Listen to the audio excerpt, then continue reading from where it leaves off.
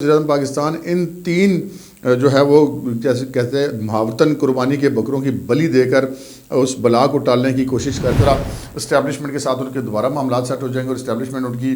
پہلے کی طرح کی مدد کرنے کے لیے پارلیمنٹ لاجز ہیں ریڈ زون کے اندر۔ اس وقت اپوزیشن اور پولیس کے درمیان ایک بڑا تصادم ہو رہا ہے۔ کچھ لمحے قبل ایک بڑا آپریشن شروع کر دیا گیا۔ مولانا فضل الرحمان بھی وہاں پر اس واقعے کی اطلاع پا کر پہنچ چکے اور انہوں نے گرفتاری دینے کا اعلان کیا۔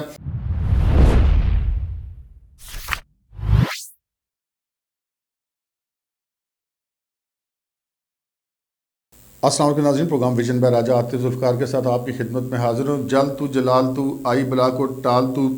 وزیر اعظم پاکستان نے تین اعلیٰ ترین شخصیات کو قربانی کا بکرا بنانے کا فیصلہ کیا ہے تاکہ جو ان کے اوپر یہ برا وقت آیا، یہ جو بلا آئی ہے، یہ ٹل جائے۔ وہ تین افراد کون سے ہیں اور یہ بلا ٹلے گی یا نہیں ٹلے گی؟ پھر ہم آپ کو اپنے ہی اسی پروگرام کے اندر مختلف اوقات میں ہم نے آپ کو ماضی میں تین خبریں دی تھیں۔ وہ تینوں خبریں اہم ترین خبریں تھیں۔ اس وقت ان کا پاکستان کی سیاست میں کوئی ذکر نہیں تھا، لیکن آج وہ ساری خبریں درست ثابت ہو گئی ہیں۔ وہ کون سی خبریں درست ثابت ہوئی ہیں یہ ہم آپ کو بتائیں گے۔ اور پھر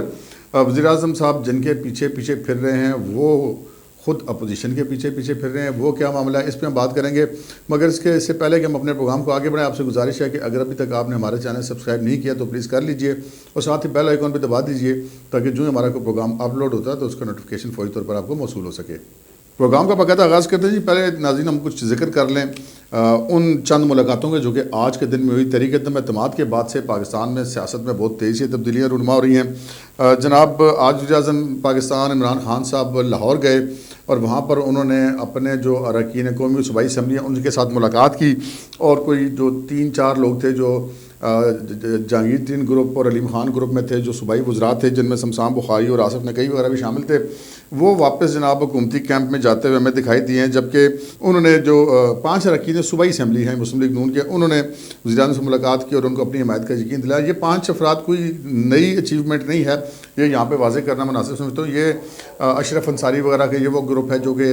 گزشتہ تقریباً 2-2.5 سال سے سردار عثمان بزدار صاحب کے بڑا کلوز تھا۔ سو ان کی ایک یہ توقع کی جا سکتی تھی کہ وہ مسلم لیگ نون کی طرف سے اس طرف ان کی ہمدردیاں ذرا زیادہ ہیں۔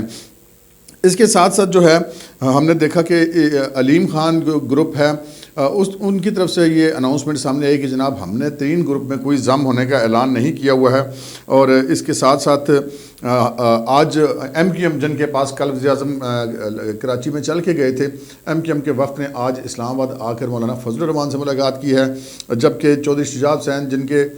پاس بھی وزیر اعظم صاحب چل کے گئے تھے وہ اسلام آباد میں گزشتہ 2 روز سے مقیم اور اپوزیشن کے رہنماؤں سے مل رہے ہیں، اور اطلاعات ایسی مل رہی ہیں کہ کاف لیگ کی کوئی معاملات جو ہیں وہ مبینہ طور پر اپوزیشن کے ساتھ طے پا گئے ہیں، اور جو جن شرائط پر وہ اس وقت موجودہ حکومت کے اتحادی ہیں شاید وہ اسی تنخواہ پر اتنے ہی حصے کے ساتھ اپوزیشن کے ساتھ جانے پر راضی ہو جائیں، اس قسم کی اطلاعات آ رہی ہیں۔ اس کے ساتھ ساتھ ناظرین پاکستان کی سیاست میں جو گرما گرمی ہے اس کا بہت زیادہ آغاز ہو گیا ہے۔ کچھ ہم پرانی خبروں کا ذکر کر لیں۔ ہم نے آج سے تقریباً 2 ہفتے قبل ایک خبر دی تھی جس میں ہم نے کہا تھا کہ جناب جن روحانی شخصیت نے وزیر اعلیٰ پنجاب عثمان بزدار کو وزیر اعلیٰ لگوایا تھا، انہوں نے ان کو کہہ دیا کہ وہ استعفیٰ دے دیں اور وزارت اعلیٰ چھوڑ دیں، اور اب جو کل تک وزیر اعظم پاکستان بھی کہتے کہ نہیں عثمان بزدار ہی وزیر اعلیٰ رہے گا، جبکہ علیم خان گروپ جہانگیر ترین گروپ یہ سب لوگ ان کو ہٹانا چاہتے تھے، انہوں نے بھی اب وزیر اعظم پاکستان ان کی بڑی کل تک بھی بڑی حمایت کرتے، لیکن آج ایسی خبریں آئی ہیں کہ جناب بالآخر ان کی قربانی دینے کا بھی فیصلہ ہو گیا، اور پھر دیکھتے ہیں کہ وزیر اعظم صاحب اپنا امیدوار کس کو بناتے ہیں، نیا امیدوار وزارت اعلیٰ پنجاب کے لیے۔ اس کے ساتھ ساتھ 2 اہم ترین افسران جو کہ وفاقی حکومت میں تعینات ہیں، ایک سیولین ایجنسی کے سربراہ ہیں اور دوسرے وزیر اعظم کے ایک قریب ترین اعلیٰ ترین سرکاری افسر ہیں، ان دونوں کے بارے میں بھی پتہ چلا کہ شاید ان کو بھی وزیر اعظم صاحب اب تبدیل کرنے کے لیے تیار ہو چکے ہیں، اور ان کو بھی اقتدار کی اس جنگ میں قربانی کا بکرا بنا دیا جائے گا۔ اور وہ دونوں افسران ایسے ہیں، اور جبکہ ان میں سے ایک تو ایسے ہیں کہ جو وزیر اعظم کے تمام تر سیاسی رفیقوں پر بھی ہمیشہ بھاری پڑتے رہے ہیں، اور اب وزیر اعظم صاحب شاید ان کی قربانی دے دیں۔ یہ 3 شخصیات ایسی ہیں، ایک وزیر اعظم کے جو براہ راست قریبی اعلیٰ ترین افسر ہیں، بیوروکریسی کے جو سربراہ ان کو کہہ سکتے ہیں وہ بھی، ایک سیولین انٹیلیجنس ایجنسی کے سربراہ بھی، اور عثمان بزدار بھی۔ یہ 3 لوگ ایسے ہیں جن کو تبدیل کرنے کے لیے ماضی میں متعدد بار وزیر اعظم صاحب کو یہ رائے دی گئی کہ ان کو تبدیل کیا جائے، لیکن وزیر اعظم صاحب جو ہیں وہ ان تینوں پر ڈٹے ہوئے تھے۔ اب یہ کہا جا سکتا ہے کہ وزیر اعظم پاکستان ان 3 جو ہے وہ جیسے کہتے ہیں محاوطن قربانی کے بکروں کی بلی دے کر اس بلا کو ٹالنے کی کوشش کریں جو کہ تحریک عدم اعتماد کی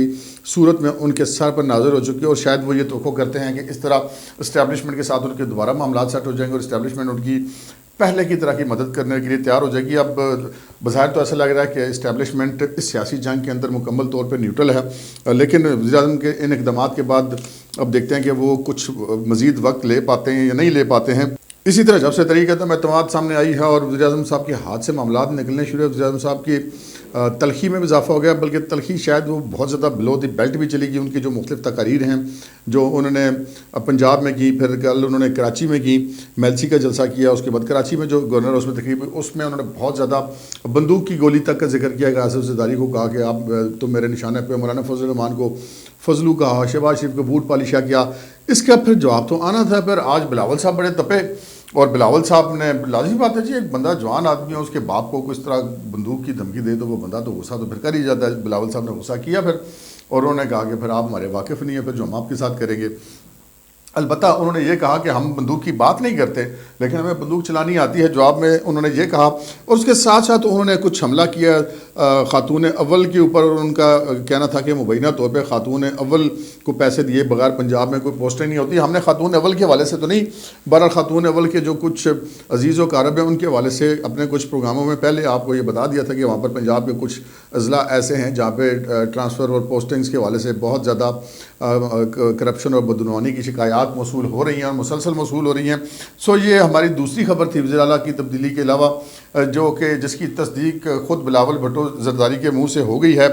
اسی طرح ہم نے آپ کے ساتھ ایک تیسری خبر کی بھی ہم نے آپ کو بات کی تھی، اور وہ خبر یہ تھی کہ حکومت طاقت کا ضرور استعمال کرے گی اراکین اسمبلی کو روکنے کے لیے، اراکین اسمبلی کو غائب کرنے کے لیے۔ اس قسم کے امکانات موجود تھے، اور ہم نے باقاعدہ طور پر ذکر کیا تھا کہ اس میں انٹیلیجنس بیورو، پولیس اور FIA کو استعمال کیا جائے گا۔ سو پولیس نے آج وہ کام اسلام آباد میں کر دیا۔ اس سے پہلے آج شام کو اطلاعات ملی کہ انصار الاسلام کے کچھ رضاکار وہ پارلیمنٹ لاجز میں پہنچے ہیں، اور جو اراکین اسمبلی ہیں JUI کے اور دیگر اپوزیشن کے، ان کے پاس بطور مہمان وہ مقیم ہو گئے ہیں، اور یہ کہا گیا کہ ان کو اپوزیشن کے ارکان کی حفاظت کے لیے لایا گیا ہے۔ اس کے بعد جب یہ خبریں پولیس تک پہنچی تو پھر حکومت نے بہت غصہ کیا، اور انہوں نے ان چند ایک پولیس والوں کو بھی ملازمتوں سے معطل کیا جن کی موجودگی میں وہ ریڈ زون کے ناکے سے کراس کر کے اندر آئے تھے۔ لیکن یہاں پہ اہم بات یہ تھی کہ یہ جتنے بھی لوگ تھے یہ تمام کے تمام غیر مسلح تھے۔ کچھ ہی دیر بعد پولیس کی بھاری نفری پارلیمنٹ لاجز میں پہنچ گئی، اور انہوں کا یہ کہنا تھا کہ یہ دہشت گرد ہیں اور یہاں پر آئے ہوئے ہیں اور ہم نے ان کو گرفتار کرنا ہے۔ کافی دیر تک مذاکرات ہوتے رہے۔ صلاح الدین ایوبی نامی ایک MNA ہیں، ان کے ساتھ مذاکرات ہوتے رہے۔ پھر خواجہ سعد رفیق مسلم لیگ نون کے وہاں پہ پہنچ گئے، دیگر اراکین اسمبلی پہنچ گئے، سینیٹر کامران مرتضیٰ بھی وہاں پہ پہنچ گئے، پیپلز پارٹی کے اراکین اسمبلی بھی وہاں پہ پہنچ گئے، اور پھر وہ بات بڑھتے بڑھتے وہ گرفتاری دینے پر کسی صورت تیار نہیں تھے، اور ان کا یہ موقف تھا کہ یہ پارلیمنٹ لاجز کی جو یہاں پہ جو رہائش گاہیں ہیں یہ تمام اراکین اسمبلی کے پارلیمنٹیرینز کی رہائش گاہیں، اور یہاں پہ ان کے بیوی بچے بھی رہتے ہیں، اور اس طرح پولیس کا یہاں پہ داخل ہو جانا مناسب نہیں ہے۔ دوسری طرف پولیس کا یہ کہنا تھا کہ جی یہ مسلح افراد ہیں اور یہ ہمیں مطلوب ہیں، اور پھر ہم تو آپریشن کریں گے۔ یہ بات ان کی بنی نہیں، اور آخر بالآخر اب جس وقت ہم یہ پروگرام ریکارڈ کروا رہے ہیں اس سے کچھ لمحے قبل ایک بڑا آپریشن شروع کر دیا گیا، اور اب تک کی اطلاعات کے مطابق 2 اراکین قومی اسمبلی جمعیت علماء اسلام کے صلاح الدین ایوبی اور جمال الدین ان کو گرفتار کیا گیا ہے، جبکہ خواجہ سعد رفیق مسلم لیگ نون کے MNA اور جمعیت علماء اسلام کے سینیٹر کامران مرتضیٰ جو ہے وہ زخمی بھی ہوئے ہیں۔ اب پولیس سے دروازے توڑ کر مبینہ طور پہ داخل ہوئی ہے صلاح الدین ایوبی کے اس رہائش گاہ پر جو پارلیمنٹ لاجز کے اندر تھی، اور وہاں سے کچھ افراد کو گرفتار کیا گیا۔ اب تک پتہ یہ چلا ہے کہ تقریباً 2 درجن کے قریب انصار الاسلام کے جو رضاکار ہیں ان کو گرفتار کیا گیا، جبکہ دیگر لوگوں کو بھی گرفتار کیا گیا ہے۔ حالات اس وقت وہاں پر بہت کشیدہ، اور جس وقت ہم یہ پروگرام آپ سے کے سامنے ریکارڈ کریں اس وقت مولانا فضل الرحمان بھی وہاں پر اس واقعے کی اطلاع پا کر پہنچ چکے، اور انہوں نے گرفتاری دینے کا اعلان کیا، اور ان کا یہ کہنا ہے کہ جناب جب حکومت اور وزیر اعظم ہمارے اراکین کو براہ راست میڈیا کے اوپر آ کر دھمکیاں دے رہے ہیں تو پھر ہم نے اپنی حفاظت کا خود انتظام کرنا، لیکن ہمارے یہ رضاکار ہیں، یہ مسلح لوگ نہیں ہیں، اور ہم کبھی ماضی میں ہمارا کوئی ایسا ریکارڈ نہیں ہے کسی قسم کے ملیٹنسی کا۔ تو بہرحال اس وقت سچویشن یہ ہے کہ وہاں پر ایک بڑا تصادم اس وقت جاری ہے۔ پارلیمنٹ ہاؤس سے کچھ فاصلے پر جو پارلیمنٹ لاجز ہیں ریڈ زون کے اندر، اس وقت اپوزیشن اور پولیس کے درمیان ایک بڑا تصادم ہو رہا ہے. خدا نہ کرے اس میں کوئی بڑا واقعہ نہ ہو. اب تک کافی ساری گرفتاریاں ہو چکی ہیں. شیخ رشید احمد صاحب نے کہا کہ جناب یہ جو اراکین اسمبلی گرفتار ہوں ہم ان کو جلد رہا کر دیں گے، لیکن اس وقت سچویشن یہ ہے کہ جو وقت گزرتا جا رہا ہے اس وقت ہم یہ کہہ سکتے ہیں کہ